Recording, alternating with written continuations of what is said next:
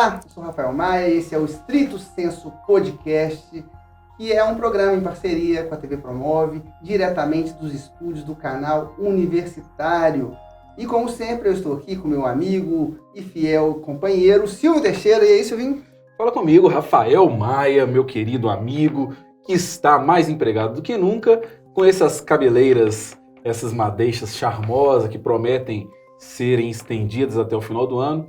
E hoje, com a minha amiga Camila, amiga, que vai com a gente aqui debater uns assuntos bem legais, né, Camila?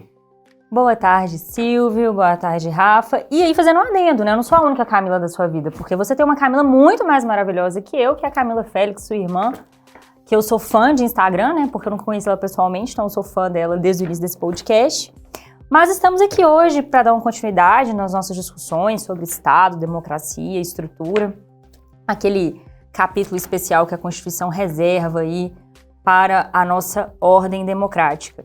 Dando continuidade a isso, a gente vai falar de um tema um pouco mais focado hoje, né, meninos? Nós vamos falar sobre eleições. Exato. Nós estamos gravando esse programa nos meados do mês de julho e estão começando a ocorrer agora as convenções partidárias, parte importante do processo eleitoral, e a gente julgou necessário falar um pouco sobre o processo eleitoral de 2022, trazer algumas questões técnicas, trazer muitas opiniões, e falar sobre o que deve acontecer, o que não pode acontecer, e principalmente aquilo que a gente está torcendo para que não aconteça. E já de antemão, vamos deixar claro que o voto é secreto, não vamos falar em quem nós iremos votar efetivamente, mas vamos falar como você deve fazer para escolher bem os seus candidatos, para que você possa exercer o seu direito à cidadania de forma mais consciente, de forma mais tranquila, de forma mais efetiva.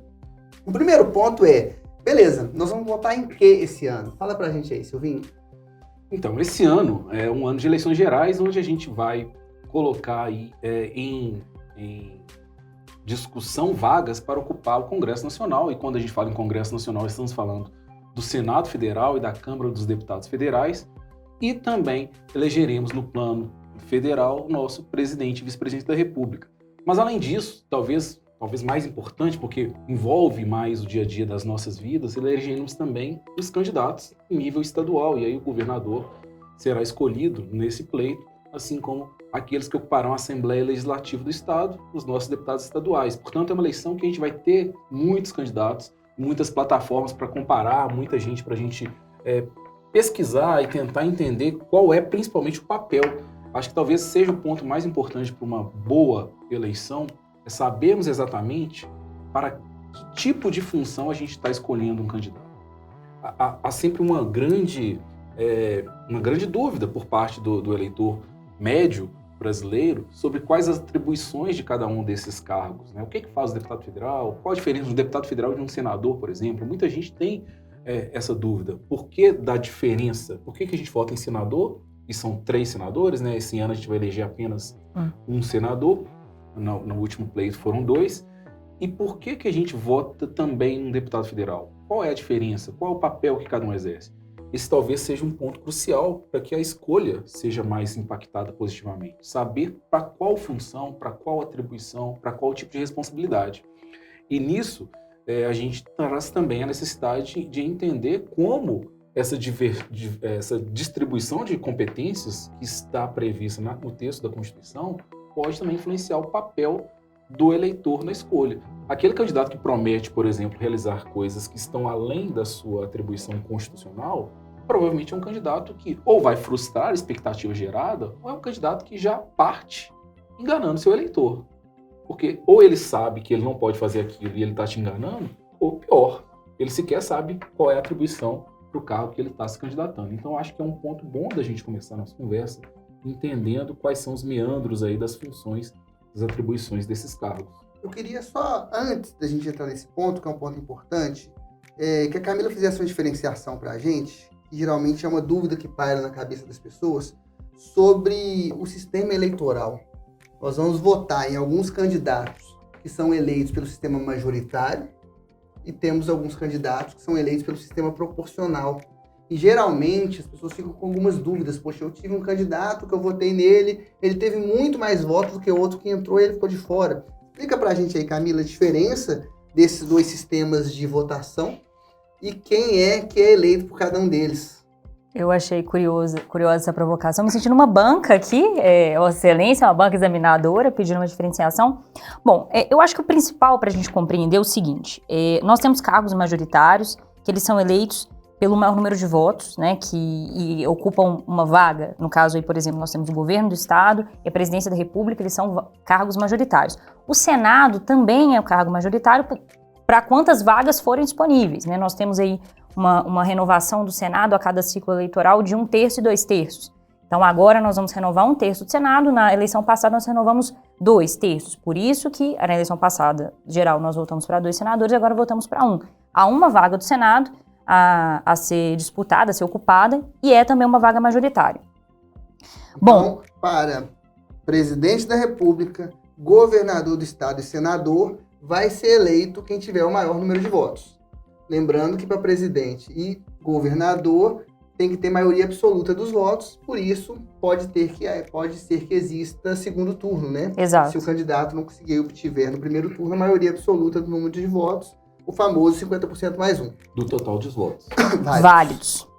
Isso é algo muito importante, né? Dentro dos votos válidos não estão incluídos os votos nulos e os votos brancos, né? Os votos brancos são quando você vai lá e aperta na urna branco. O nulo é quando você aperta algum número que não corresponde a nenhuma legenda partidária de nenhum candidato. Ou seja, se você vota nulo ou branco, o que acontece? O seu voto não é computado para nenhum dos candidatos, né? Então, e aí...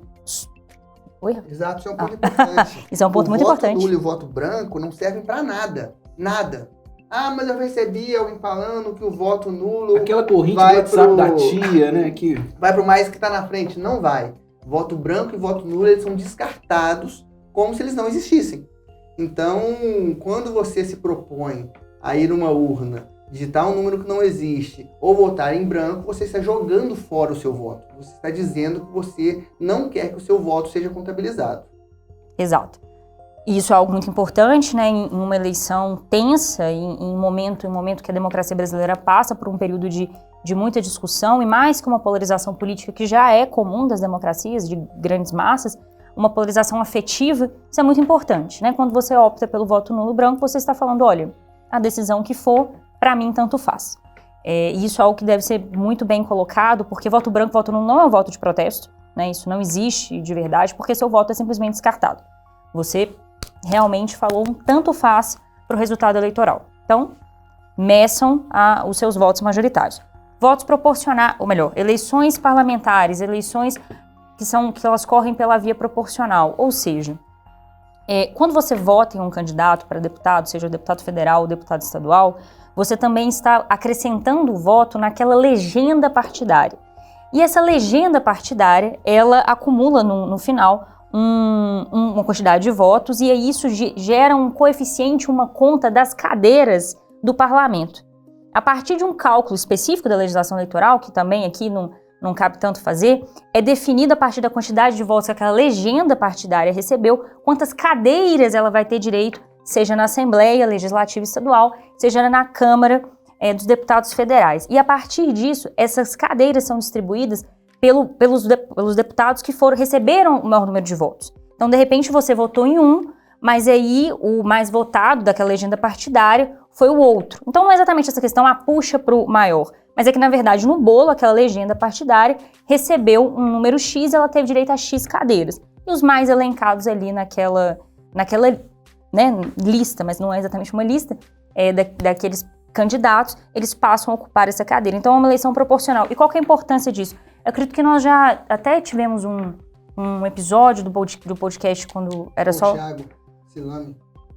Não, o Bruno Vanderlei também, do DCP, da FMG, e ele até discutiu um pouco sobre isso, a questão de lista aberta e lista fechada. O Brasil não tem uma lista fechada, né, nas eleições proporcionais. O que é isso? É quando o partido fala assim, olha, nós vamos eleger esses daqui. Nessa ordem. A primeira vai ser essa, o segundo, o terceiro. Não é assim. No Brasil a lista é aberta, os candidatos dos partidos, né, os parlamentares, eles se candidatam, e aí eles disputam, né, para ocupar aquela vaga, mas no final é definido por uma ordem daqueles que foram mais votados. Já aproveitando essa rodada de desmistificar, alguns mitos sobre a eleição, é importante também que a gente retire aquela ideia de que votos brancos e nulos, a depender da quantidade, poderiam ser objeto de anulação de uma eleição. Verdade. Recorrentemente, toda eleição esse assunto volta, né? Se a gente tiver 50% de votos nulos, vamos ter que ter uma nova eleição com novos candidatos. Isso não existe. Voto branco e nulo servem basicamente para estatística e para reduzir o tamanho dos votos válidos para esse quociente, para esse cálculo do quociente que a Camila acabou de explicar. Então a gente não tem nenhum tipo de consequência jurídica para uma quantidade elevada de votos brancos ou nulos. Eles não vão influenciar, portanto, no destino da eleição, apenas aquilo que o Rafa falou. Você está abdicando do seu direito de participar da escolha dos seus candidatos. Então, só retomando aqui, quando a gente fala em eleição proporcional, quando eu voto em um deputado, seja ele estadual ou federal, eu estou votando naquela pessoa, mas principalmente estou votando naquela legenda. Então eu estou depositando um voto naquele partido e estou dizendo que, a depender de mim, o meu candidato deve estar à frente, ou deve ser o mais votado, daquele partido. Mas o voto que eu dei para um deputado, para um candidato a deputado de um partido X, ele vai contribuir para todos aqueles que estão naquele partido. Então é muito importante, por exemplo, já deixei de votar em um candidato que eu acreditava bastante nele, que eu gostava das ideias dele, por causa da chapa que estava montada. Eu falei, olha, se eu votar nesse camarada aqui, pode ser que esse outro seja eleito com o meu voto. Então é importante vocês conhecerem, e aí nas eleições proporcionais a gente tem muito, olha, estou votando no amigo do meu primo, estou votando no meu vizinho ali que me pediu um voto. Mas, será que vale a pena você ter esse critério, considerando que o seu voto pode servir para eleger uma outra pessoa que você não gosta, que você discorda das ideias dela? Então é importante fazer essa avaliação das chapas. Saber quem são todos os candidatos daquela chapa, se você acredita nos ideais daquele partido, né? O Brasil, a gente tem uma cultura jurídica de valorização dos partidos, porém, na cultura popular de uns tempos para cá, tem havido uma certa demonização dos partidos, né? Das instituições como um todo, o que é muito ruim. Então, o primeiro ponto que eu acho, talvez o mais importante, que a gente deva ficar atento nesse momento eleitoral é entender como que o nosso voto vai ser computado. Eu estou depositando o voto na urna ali, como que ele vai ser contado? Pronto, se for eleição majoritária, vai ser um voto para aquele candidato. Se for eleição proporcional, a princípio vai ser para a legenda e depois somar aos candidatos, e dentre os partidos daquela legenda, quem estiver na frente leva. Certo? Exato. E eu acho muito importante ter essa consciência, e até para adicionar uma outra questão. Já alguns governos, né, alguns ciclos governamentais, nós percebemos que há uma certa divergência e conflito, que a gente também já discutiu um pouco aqui, entre os órgãos, né, os parlamentos, o poder legislativo e o poder executivo. E muito disso por uma certa divergência, às vezes, de pensamentos, divergências políticas, divergências ideológicas, divergências, ou mesmo talvez até mais que divergências, incompatibilidades de projetos. E aí é muito importante, quando a gente mira no executivo, falar assim, olha, eu gosto do candidato X, eu gosto das ideias dele, as políticas públicas que ele vai propor é a que eu quero, e você buscar ter uma coerência com isso também no seu voto para o legislativo. Por quê? É claro, discussão, dissenso é essencial para a democracia, mas precisa haver, se você valoriza determinada linha política, partidária, ideológica e afins, é muito importante que o seu voto legislativo apoie isso também, para não criar uma dissonância, né, não criar uma incompatibilidade que leva a uma certa ingovernabilidade, até para executar aquilo que você espera que o seu candidato majoritário execute. Então, assim, buscar também, na parte do legislativo, candidatos que lutem pelas pautas que você acredita e que o seu candidato para o executivo também acredita. E se houver uma divergência, você perceber que há uma divergência nos seus votos, refletir mais um pouco. Eu acho que é muito importante a gente resgatar a ideia da necessidade da formação da consciência eleitoral, né, do voto consciente. Né? Nos idos do final dos anos 90, quando estavam lutando pela regulamentação da lei 9840 contra a compra de voto, tinha o slogan dela que era muito interessante: voto não tem preço, tem consequência. Então, era exatamente isso. Então, assim, era sobre não vender seu voto. Então, também busca a coerência, né? Vamos formar essa consciência eleitoral para a gente pensar, olha, para mim, a pauta importante é essa, essa e essa. Dentro do legislativo, dentro dos candidatos legislativos, quem defende? Isso é coerente com o meu voto pro executivo? Para que a gente possa ter que é urgente no Brasil, uma reestabilização das próprias relações entre executivo e legislativo também. E aí, talvez, você fez uma deixa importante para a gente aqui, que é algo que eu tenho falado desde muito tempo, sabe? Que é outro problema que nós estamos vivendo na nossa jovem democracia, que é a banalização das instituições. Não existe democracia sem instituições fortes, né? Todo o nosso arcabouço democrático, ele foi pensado para que as instituições funcionem. E aí a gente pode falar de diversas instituições. A gente pode falar do Poder Legislativo, do Poder Executivo, do Poder Judiciário, do Ministério Público, da advocacia, da imprensa. Então nós temos uma série de instituições que contribuem para o andamento da democracia, e essas instituições vêm sofrendo nos últimos tempos ataques dos partidos, ataques dos mais diversos possíveis, dos diversos setores da sociedade, desacreditando essas instituições, e que talvez esse descrédito que as instituições todas vêm recebendo nos últimos tempos tem contribuído para esse clima de estabilidade que a gente está vivendo agora. Rafa, esse ponto talvez seja o ponto mais polêmico dessa nossa conversa agora. Até aqui, pelo menos. Porque quando a gente fala de ataque a instituições, de instabilidade política, inevitavelmente a gente vai ter que abordar o que tem acontecido nos últimos tempos no que se refere à atuação do presidente da República frente às instituições, em especial aquelas ligadas ao Poder Judiciário. Há um confronto direto do Poder Executivo Federal com o Poder Judiciário, e isso tem se arrastado ao longo de todo o mandato, em especial nesse último trecho do mandato. O foco talvez tenha se direcionado para a Justiça Eleitoral. A gente teve um embate muito grande do presidente da República com o Supremo Tribunal Federal, mas nos últimos tempos a Justiça Eleitoral tem sido alvo de ataques, de descrédito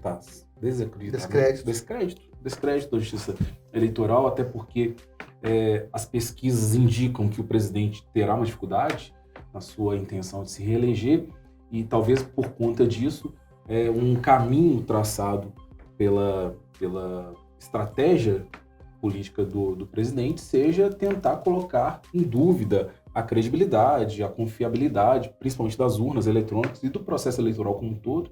E eu acho que esse é um ponto que talvez a gente precisa tratar com muita seriedade, com muita parcimônia, com muito cuidado, porque quando a gente coloca em dúvida o funcionamento do sistema eleitoral, a gente coloca em dúvida a democracia como um todo. E é um risco muito grande para o país se a gente passa a duvidar desse sistema e colocar em dúvida tudo que já foi conquistado até aqui. O Rafa fala agora há pouco sobre a jovialidade da nossa democracia. A nossa democracia realmente é muito recente, e há pouco tempo atrás a gente viveu um período antidemocrático, e qualquer tipo de atentado contra esse sistema eleitoral traz brisas de autoritarismos que acredito não seja o desejo de ninguém, ou pelo menos da grande maioria da população.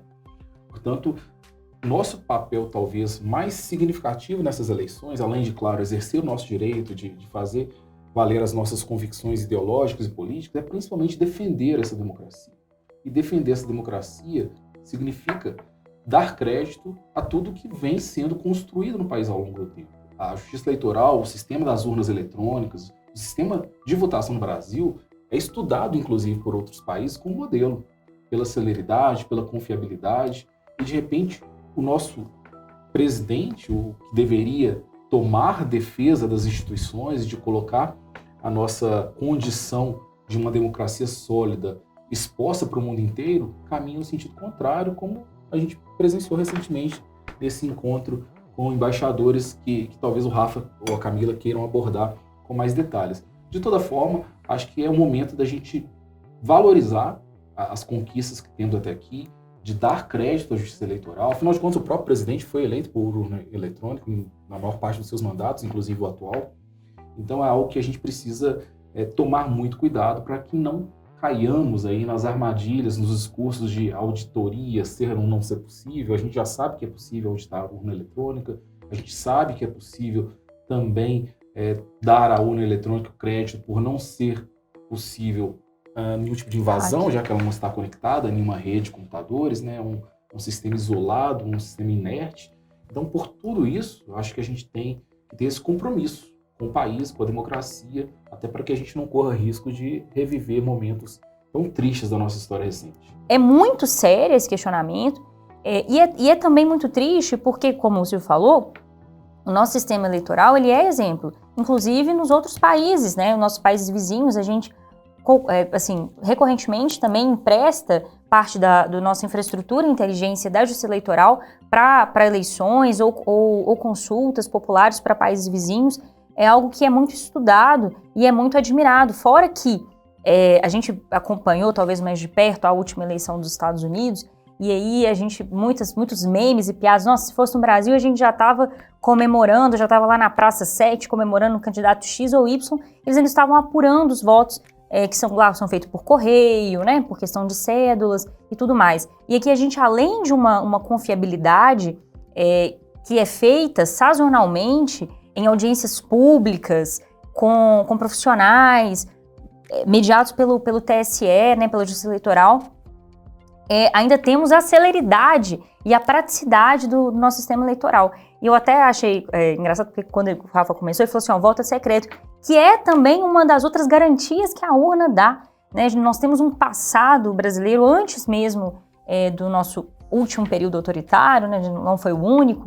Nós tivemos ali aquela fase do coronelismo, da República Velha, da República Café com Leite, quando nós tínhamos o famoso voto de cabresto, que eram das cédulas. Muitas pessoas elas depositavam a cédula preenchida que não foi por ela, né? Então, uma coisa que a urna também ela fortaleceu foi o voto secreto, o voto que ele é dado sem essa coação de determinados mandatários ou coronéis, que é uma realidade que ainda existe no Brasil, né? A gente tem autoridades aí no Brasil profundo que exercem um poder muito grande, mas ali na urna é você e você, né? Então, e aquele voto, enfim, que no final é possível saber, né? Tira um relatório. Me chama a atenção a saída oferecida para um general, e a gente imagina que um sujeito para chegar ao posto de general, conhecendo a estrutura militar, não é para qualquer pessoa.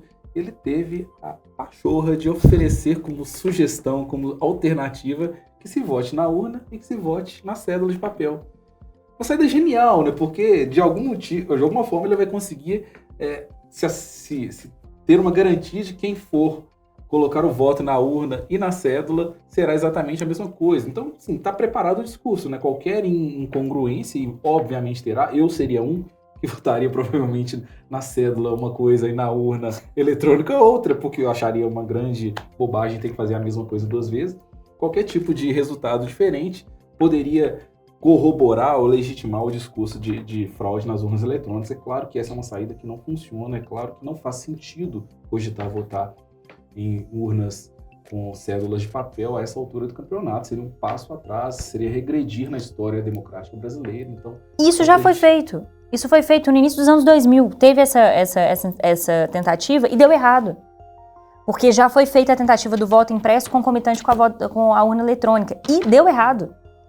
Não deu certo. A logística foi ruim, teve falibilidade, não teve confiabilidade, justamente por essas possíveis incongruências, pessoas que votam de uma forma, votam de outra, ou mesmo não depositam, né? Então, assim, não tem ninguém com você na urna, na cabine.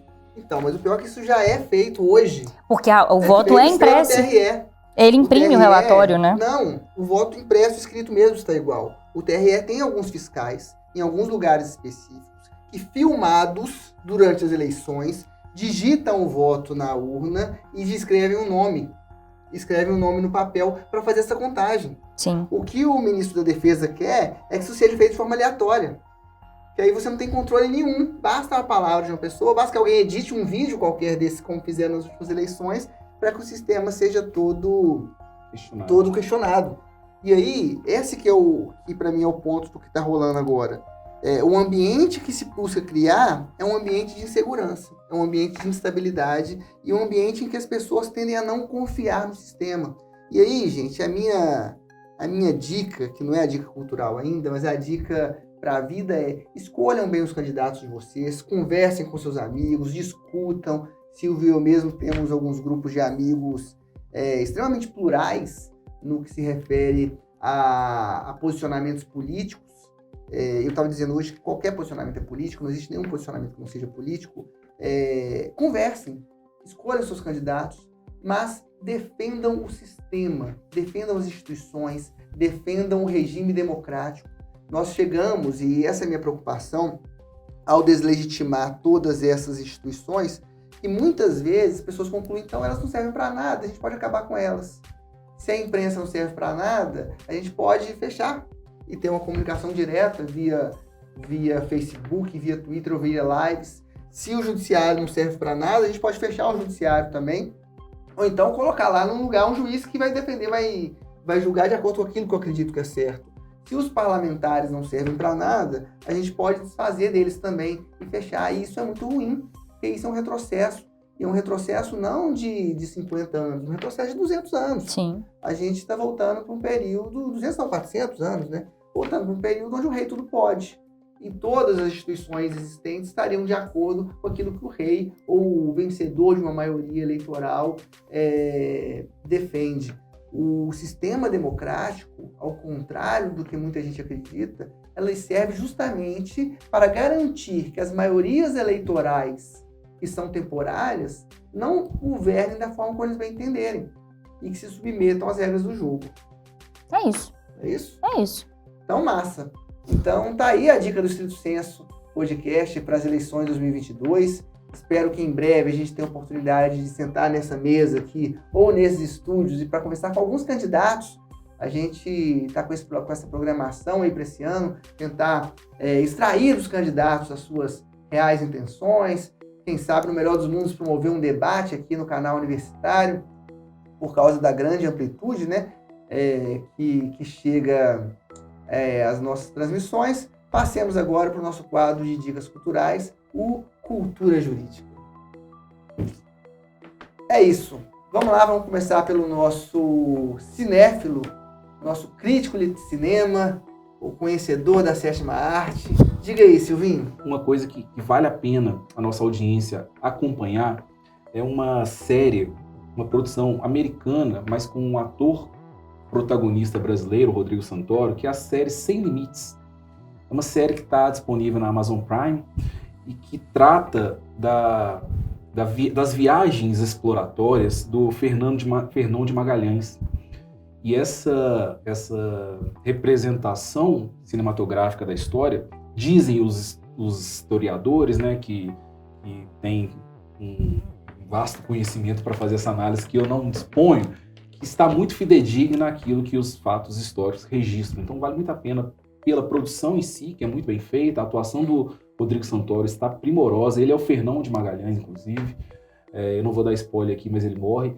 A história já registrou isso, né? Então não é um spoiler assim que possa ser. Talvez você tenha atingido a geração Z agora. Geração desculpa, Z. Mas, uma vez, só fazendo um recorte aqui, eu saindo da sala de cinema, fui ver Paixão de Cristo e na fila alguém brinca, né?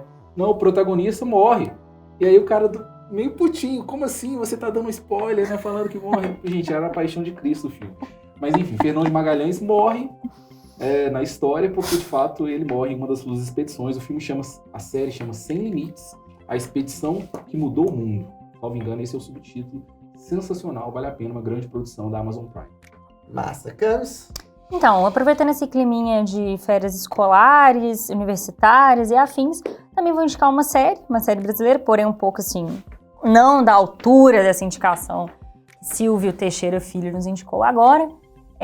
Eu assisti recentemente uma produção brasileira no Netflix chamada Maldivas, que grandes atrizes aí da nova geração, ex-global, Manu Gavassi, Bruna Marquezine, Sharon Menezes, Carol Castro. É uma traminha bem legal, bem divertida, bem caricata, bem leve. Bem assim, episódios relativamente curtos, mas a quantidade de episódios também por temporada é curta. Tem um suspense, tem um mistério. Me lembrou muito aqueles livros infanto-juvenis de mistério, tipo A Droga da Obediência. O Rápido... O Mistério dos 5 Estrelas. O Mistério dos 5 Estrelas. Me lembrou demais. O Rapto do Garoto Dourado. Então, assim, me lembrou muito... Coleção Vagalume. Coleção Vagalume. Me lembrou muito. esse climinha, assim. Claro, com algumas coisinhas talvez impróprio para menores de 14 anos, mas no geral é um climinha assim. Coleção Vagalume. Massa. Eu vou dar uma pesada no clima aqui agora e vou indicar um documentário.